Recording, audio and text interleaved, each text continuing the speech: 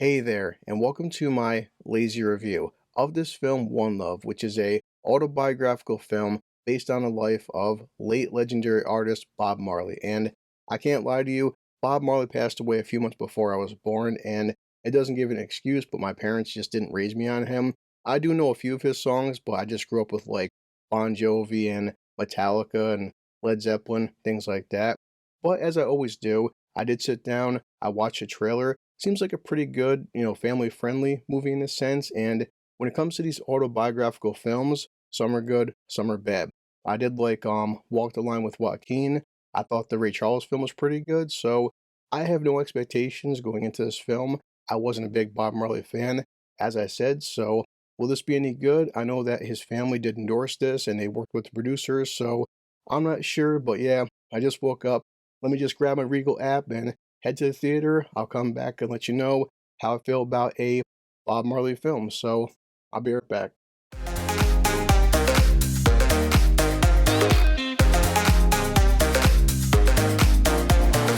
All right, I am back, and in case you didn't notice, check this out. Regal Cinema had this Bob Marley One Love t-shirt, even with the Regal logo right there on the side. And you know what? Between my good old Regal app and this 2024 refillable Regal cup, I mean, hey guys, this shirt came with the free popcorn, so please sponsor me. And that's what you're gonna sell out for. Okay, I am done sucking up to Regal. I'll just grab some alcohol. Now, again, with this being a biography film, I'm not sure how much I can spoil because I am sure that if you are a fan of Bob Marley, everything I'm going to say to you is just public knowledge. To everybody else, I'll just try to say what I got to say without spoiling the entire film. So, the film starts off with actually an insert from one of his sons because apparently Bob Marley had like 11 kids, so he was getting around. Someone with a lot of love to give. So the movie starts off in 1976, and Bob Marley is preparing for a concert, and some would say his most important concert to date. But what makes this concert so special? Well, Jamaica isn't doing too well. There's a very big political situation going on, and of course, as these things happen, both sides of this political situation want Bob to pick a side. And he's like, you know what? No, I'm not doing that stuff.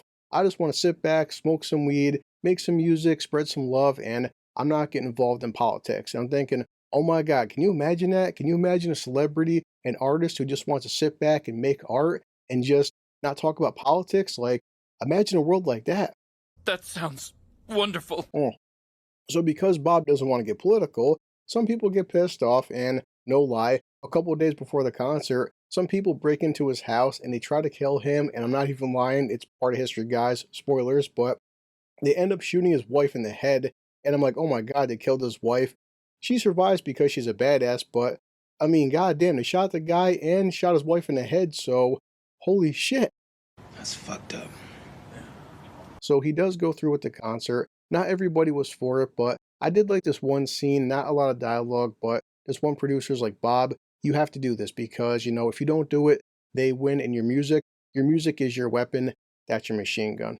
After his assassination attempt, Bob decides to head over to merry old England, and now he's writing and working on his new album and his new song, Exodus. Mind you, through some flashbacks, not a lot, but a couple here and there, as Bob being a kid. I didn't know that he had a white father.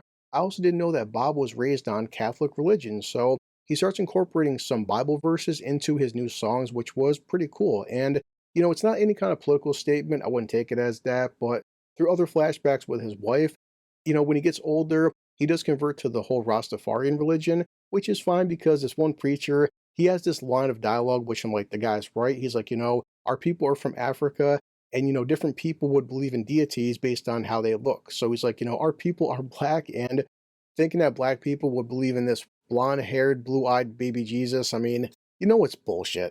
But for the record, he does have a point. I'm sorry, I just thought that was funny as hell. But other than that, just like any kind of biography about a musician, we get to hear some songs get made like I Shot the Sheriff or War, and I guess some of the marketing says that this was about him and his wife. She does have some scenes, but it's not like Reese Witherspoon with Walk the Line. I mean, yeah, he wasn't a perfect husband. At one point, they get into a small argument because, yeah, the guy was married one time, and come to find out with his wife, he did have 3 kids. Also, Bob Marley had 11 kids, so the guy wasn't perfect. You're somebody's father, you filthy whore! And the third act, I mean, sorry guys, I know spoilers, but you know, he passed away in 1981. This is 2024. Bob Marley eventually does get skin cancer. I feel like they didn't delve on it too much. I mean, it happens, he acknowledges it, and they just don't spend a lot of time just with him struggling with his whole morality. I think that he had this kind of mentality where I'm going to beat this and it's not going to slow me down. And basically at the end, his very last concert was One Love, which is the title of the movie. And that's pretty much it, guys. That's all I can say. So, as I always do, on to my 3 lazy questions. You ready? Okay, let's wrap this up. Question number 1 off the bat is how to feel about the film. Hey, you know what? It happens. It is what it is. I did not love the film, but I did like it. You know, again, I wasn't the biggest Bob Marley fan, so I did learn a lot of things about the man that I didn't know before, and I did have a good time with it, but you know, it wasn't something that I loved. And I think for a lot of people, what they don't understand is Bob Marley wasn't controversial in the sense that some of the stuff that Johnny Cash did or some of the stuff that half the rock and rollers did back in the 80s, the guy was just all about peace and love and smoking weed and having a good time. I respected his music. I respected him as a man. He just wanted to make good music. He's a legend. Now on to number 2, would I recommend that you see this film? Listen, the film is a biography, so of course, if you are a fan of Bob Marley, this is the film for you. You're going to hear songs that you already know. You're going to see information that you already know. It's not going to tell you anything new, so that may like dissuade like hardcore fans, but for people like me who knew of Bob Marley, but not a lot about him, you may learn something. But also, that will lead into question number 3.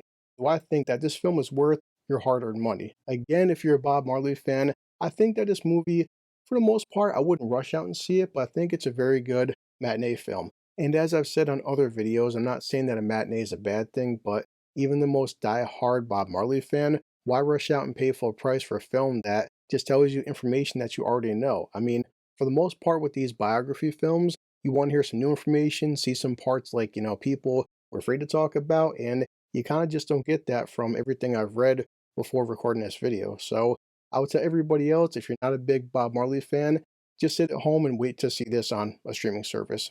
That's pretty much it, guys. And as I always do, I have to rate this film as I do every film. So, I mean, yeah, Bob Marley, One Love, not a bad film by any means, but it's just a sit back, have a day off, you know, drink something, smoke them if you got them. I will rate Bob Marley, One Love.